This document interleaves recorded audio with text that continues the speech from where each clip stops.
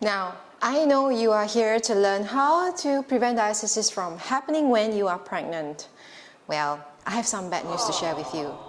You cannot actually prevent diastasis from happening. No, there is no way, alright?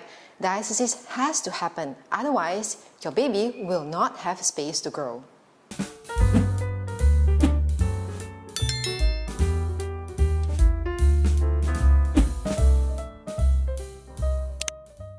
But I also have a piece of good news for you.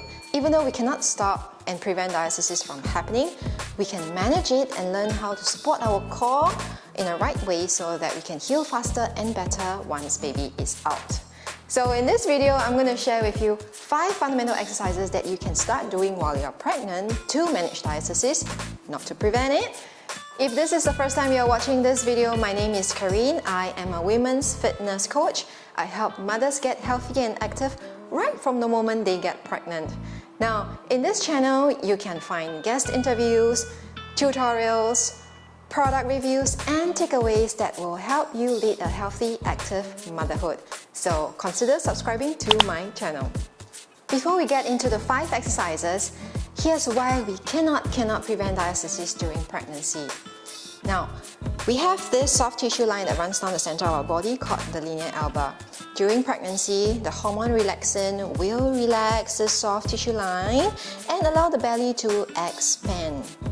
Okay, this is a period of time where baby needs space to grow, okay? And there is no way to create space elsewhere because at the back, the spine is not going to give way, yeah? And so the linea alba does this job perfectly where it relaxes and allows the belly to expand to whichever size the baby needs to have space, yeah? So it is there for a job for a reason, and that is why we cannot prevent diastasis during pregnancy.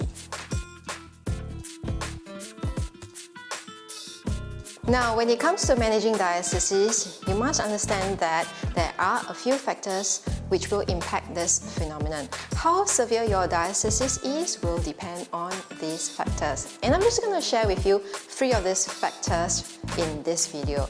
Number 1, the health of your soft tissue, right? The density and strength of your soft tissues matters. Of course, the healthier your tissues are, the better your body will be able to manage diastasis during pregnancy. Number 2, your movement patterns and your posture, right? Structural imbalances and movement limitations, right, generally cause limitations in terms of the body's ability to manage intra-abdominal pressure over here. So of course, the better your body is able to manage intra-abdominal pressure, the better it will also be able to manage diastasis during pregnancy. And the last factor I'm going to share with you here is the quality of your breath. How well are you breathing, right? Are you always breathing shallow? Chances are, if you're a high-strung person and you're constantly rushing around, running around everywhere, I don't think you're breathing deep most of the time. And that can be a problem when eventually you want to learn how to manage diastasis during your pregnancy.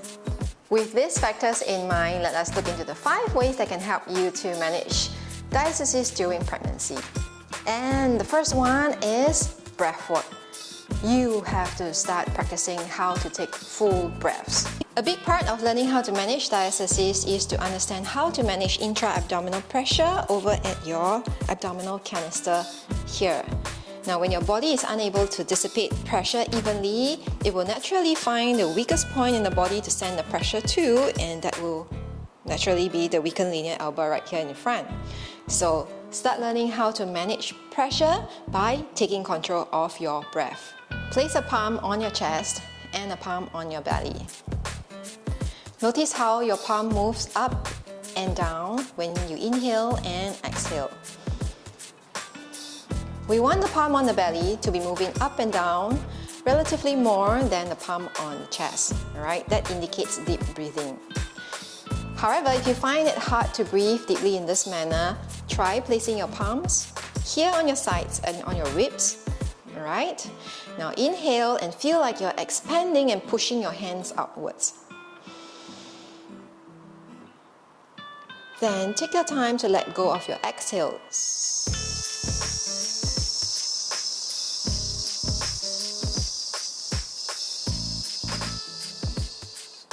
Try to lengthen your exhale as much as possible.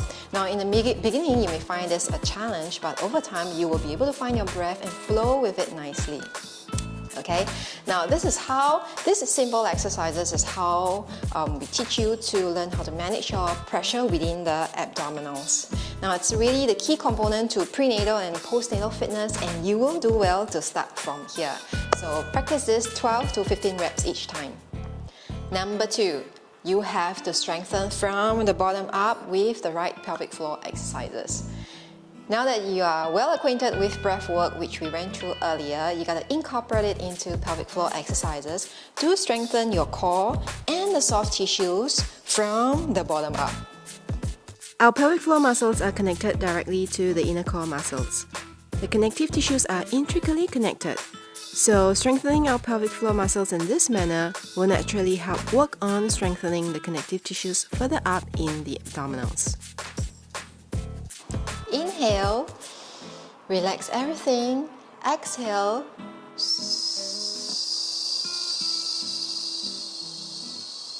lift the pelvic floor muscles from the bottom up all the way until the end of the breath.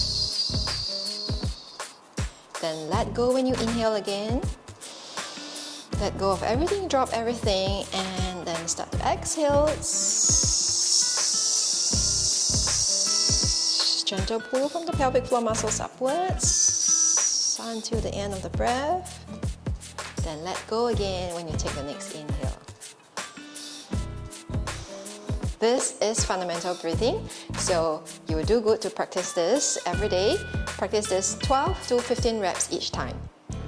The third movement that you can work on to help manage diastasis is the breath flow bird dog. This is what a standard bird dog looks like. When on fours, your core has to work a little harder because it has to work against gravity. A bird dog may seem like a very basic exercise that is easy to do, but it is a great exercise to perform when you're pregnant to work on stabilizing your core.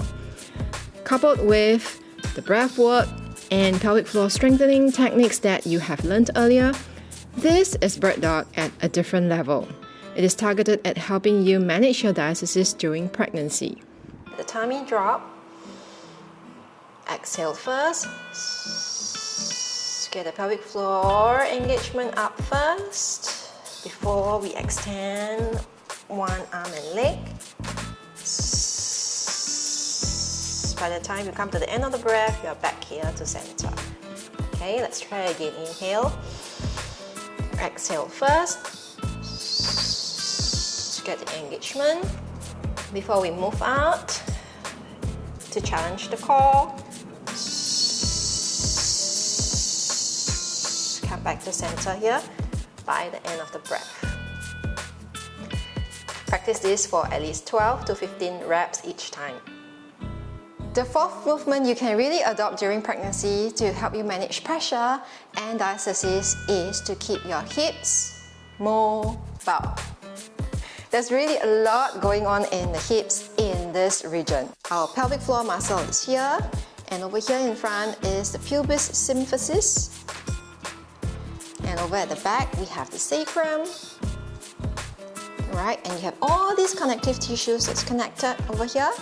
And then to this pelvis, there's also a socket over here, right, where our leg bone is attached to. Oh dear, this Mrs. Skeleton doesn't have a leg bone, but just imagine for a second that this tripod stand is my leg bone, and it sits right here into the socket. Now, see? So much going on here at the hips. If this entire area is stuck, then there will be problems with the body's ability to dissipate pressure, and eventually intra-abdominal pressure up here, and eventually they will affect your body's ability to manage diastasis. Inhale, exhale, inhale, exhale.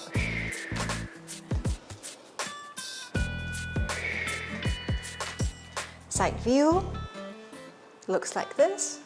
All right, inhale, get your hips as far away from your palms as possible. Exhale, Go tall. Inhale. Exhale.